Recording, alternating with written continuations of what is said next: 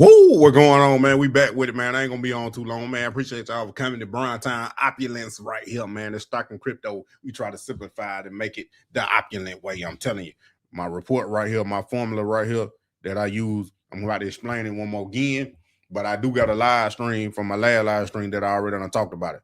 So let's go ahead and jump into this thing right here. Let me go ahead and set this up. I gotta go through an extra step to get my chart up. I use Weeble right here. I'm working on getting. I do got trading view already, but you know, you gotta pay for that. So I'm just using my free tool right now. So we on the spot right here. As y'all can see, the market closed Sunday night. You can look at the futures to see what's going on with the trading right now. But you know, by the time 9:30 in the morning Eastern time come, everything could be changed and different. But we closed Friday, well Thursday, at $744.78. And aftermarket right now for the spot, $745.71. Now I had made me with the small trading account I do got, just risking $50 a trade. I made 100% on both of the trades I did. So right here, I'm about to show y'all on the spot because I use the spot. So I'm showing y'all exactly what I did. So right here, right here, this is the market close for Thursday. I mean, the pre-market for Thursday. The pre-market for Thursday is right here in this blue spot right here. Now the dark blue is the market live open. So what I do is on my day trade like a 5-year-old, I already put out the market pre-market high and the pre-market low.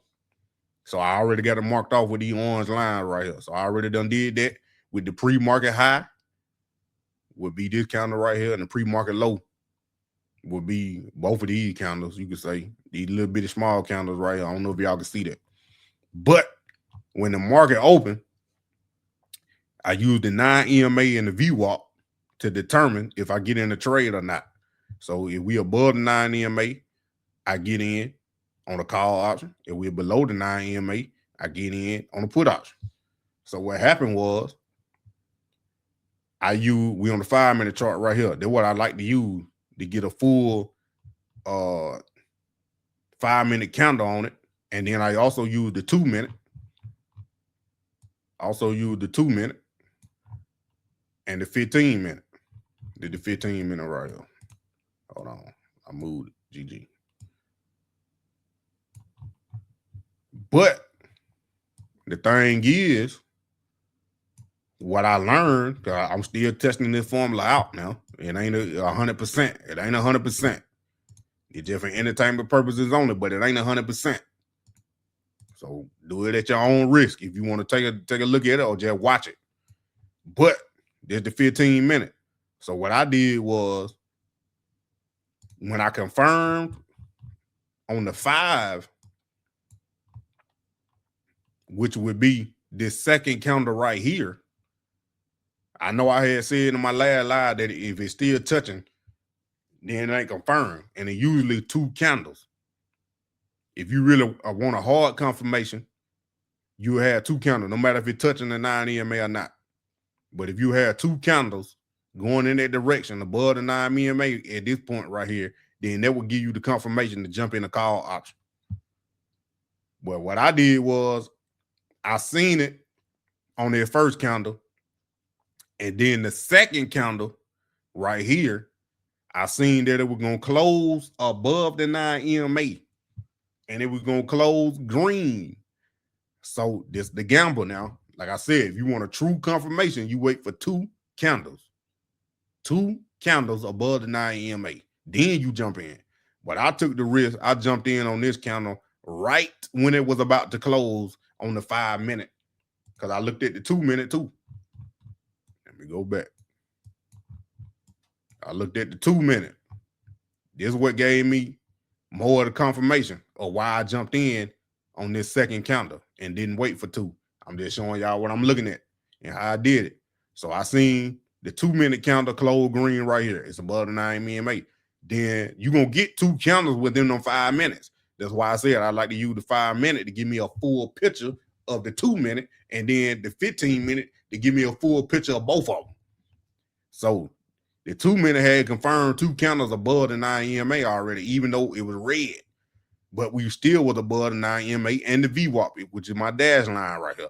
So that what made me jump in on from the 5 minute view. That what made me jump in right now, because the 2 minute view, 2 minute chart gave me the confirmation that I needed to jump in the call, because we were gonna still go up because we above the 9 EMA. Then as we went up farther on the 2 minute right here, you can see that we got farther away from the 9 EMA, especially from the VWAP. That made it even more bullish for me. Same thing on the 5 minute right here. The farther we went up with more confidence, that ain't, hold on. The farther we went up on the 5 minute, the more and more we got away from the 9 EMA, that gave me even more confirmation that we were bullish, that I made the right move. And then the VWAP. Now the 15 minute, as you can see, the candles are longer. It confirmed. It gave me this big bullish candle, but I had already confirmed on the 2 and the 5. That's the reason why I jumped in. So now on the 15 minute, that made me confirm that even bullish even more is because we got above that pre-market high with this second candle on the 15 minute. That made me like, okay, I need to start paying more attention, because when we get above the pre-market high and the pre-market low, that's when we need to start. Okay, you should already set your stop loss after you become in profit, or even before you're in profit, so you can minimize your losses. But I started moving my stop loss up, I should say, when I got up to this point above the pre-market high, because we were struggling right there at the line for a minute. But then when we got above it, I was like, okay, we running.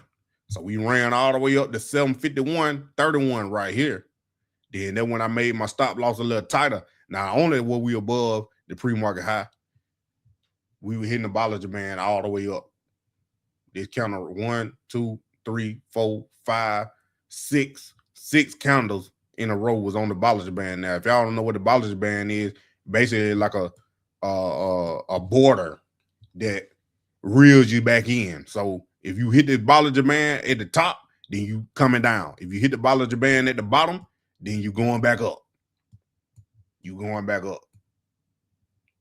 So that what made me ride that wave up, even though we ain't supposed to trade in the first 15 minutes. But like I said, I seen the confirmation on the 9 EMA, because last week, for whatever reason, it was moving. The stock market was moving before them 15 minutes, like making big moves before the 15 minutes. That's why I jumped in on Thursday, because I made some money on Wednesday too.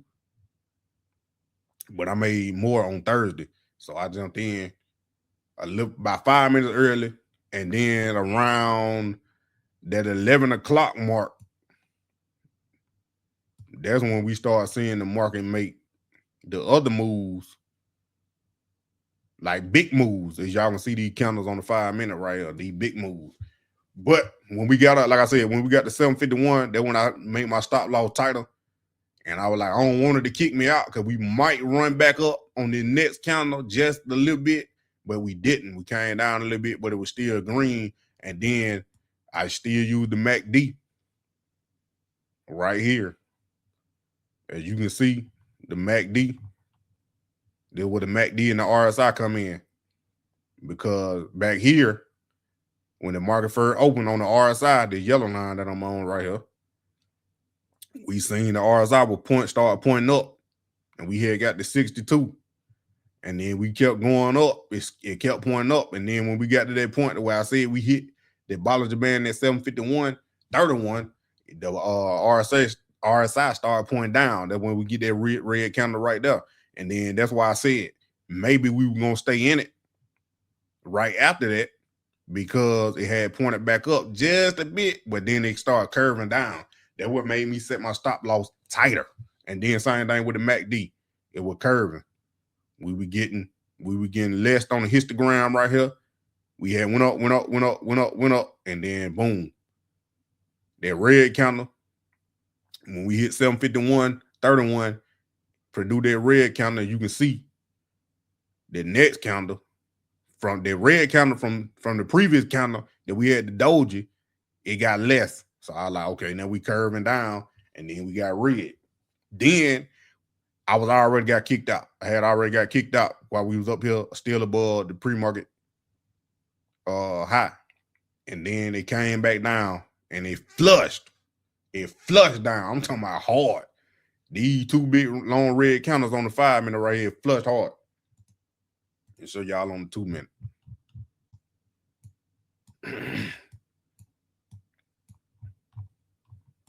So now on the 2 minute, there was 750.51. Even though we didn't hit the Bollinger Band, that's why I check all on 2, 5 minute, 15. Because if one hitting the Bollinger Band, you might end up getting them red candles on the 2 minute or the 5 minute because the 15 minute hit the Bollinger Band. But the 2 minute or the 5 minute hit the Bollinger Band like it did, and then you're gonna see the red candles on the 2 minute first, and vice versa on the 2 minute. If you see it on the 2 minute hitting the Bollinger Band, then you might start expecting, okay, the 5 minute that next candle on the 5 minute might end up being red because we already seen it on 2 minute. That's why I say I use all three. But then right here, right up in this range, had already kicked me out. And then when it hit, I seen it on the 2 minute right here with these two red candles under the 9 EMA, but we were still over the VWAP. But I already knew that we were testing the pre-market high again as the support now. And if we broke through, then we get back in this zone under the pre-market high, that we were going to go all the way back down to the pre-market low. So as soon as these two candles produced, I was already out. I started looking at the put options, and then it just flushed down under the pre-market high. And then on this next candle, because if you check it's on the 2 minute, you still see this big long red candle still under the 9 EMA. But we already had two confirmed under the 9 EMA already above pre-market high. But when we flushed on the third long candle right here, that made me my confirmation even more to jump in a put. No matter what this next candle was, it had already confirmed to me even more because we was on the pre-market high that it was going to go back down all the way to this pre-market low and hit this line. Then this is when I, down here on the 2 minute, the last red candle pushed down to 744 and some change. And I was like, all right, I set my stop loss a little tighter because I said, we gonna bounce off this and come back up a little bit. Now, the next two candles on the 2 minute came back up, hit the 9 EMA. I said, okay, if we break above the 9 EMA, then we might be going back up to 749, the pre-market high. So that's why I said I set my stop loss tighter. I think it kicked me out after that move. So I done made two trades already on the way up and on the way down. Made me some money, 100% and some change. So I made that on both of them. Then I was out. I was done for the day. But I was still watching it. And then that's when I said it hit the 9 EMA, came back down to the 744, but I was already out. But then it bounced again. And then that's when I just quit looking at it. After 11 o'clock, about 11:20, I quit looking at it. And then that's when I seen it. Looking at it right now that it came all the way down to 740.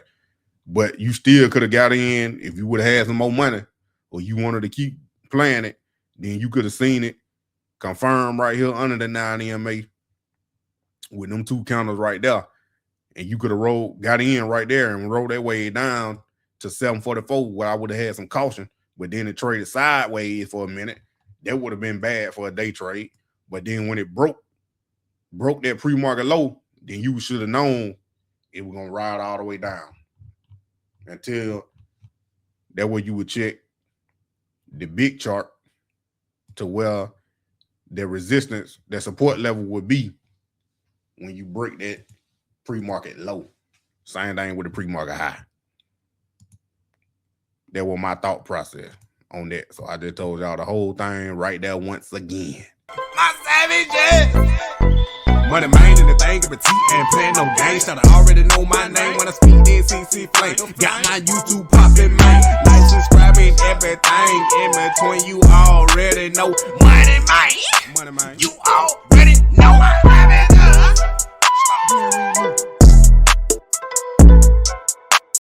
My savages.